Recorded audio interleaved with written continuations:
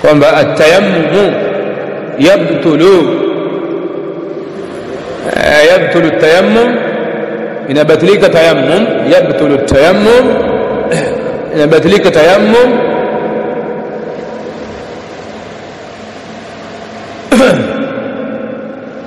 بوجود الماء وقوة ماجي أو القدرة على استعمال الماء أو وقوة كيتمية هاي ماجي بس.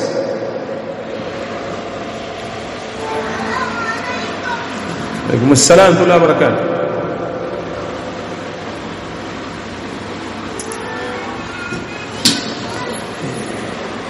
يا مفهمك يا مسائل.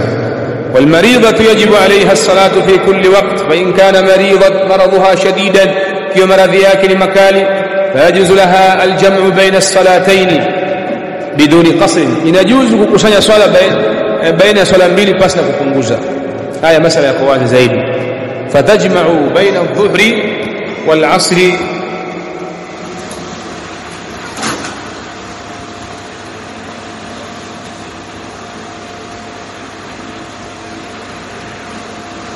كيف تقسانيا بين الظهور والعصر في وقت إهداهم katika wakati wa swala mojawapo, وتجمع بين المغرب والعشاء، na takusanya baina maghrib na isha fi waqti ihdahum, katika wakati wa swala mojawapo, imma jamu at-ta'khir au jamu at-taqdim.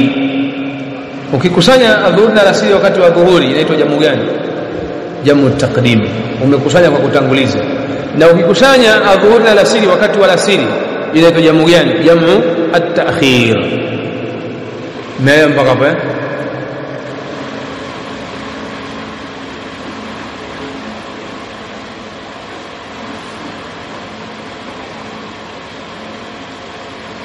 dalili ya hili suala ni ile hadithi ambayo ahlu ilmu wanasema nayo, hadithi ibn Abbas radiyallahu ta'ala anhuma, jamaa sallama baina adh-dhuhri wal 'asr, mtume wa Allah alikusanya baina adh-dhuhri na al-asr wal maghrib wal isha, na maghrib na isha bil Madina, katika mji wa Madina, fi ghairi khawfin wala matarin, katika kipindi ambacho hakuna hofu wala hakuna mvua. faqila li ibn Abbas lima fa'ala dhalik, ibn Abbas akauliza kwa nini alifanya hivyo mtume wa Allah? qala arada an la yuhrija ummata, akasema alitaka asiupe shida umma wake.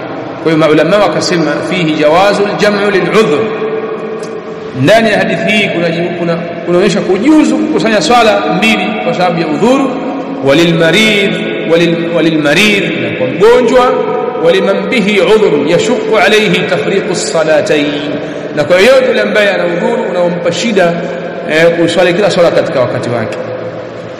wallahu ta'ala a'lam, wa sallallahu ala nabina Muhammadin wa ala alihi wa sahbihi ajma'in. Naam, nimedhibiti fawaid.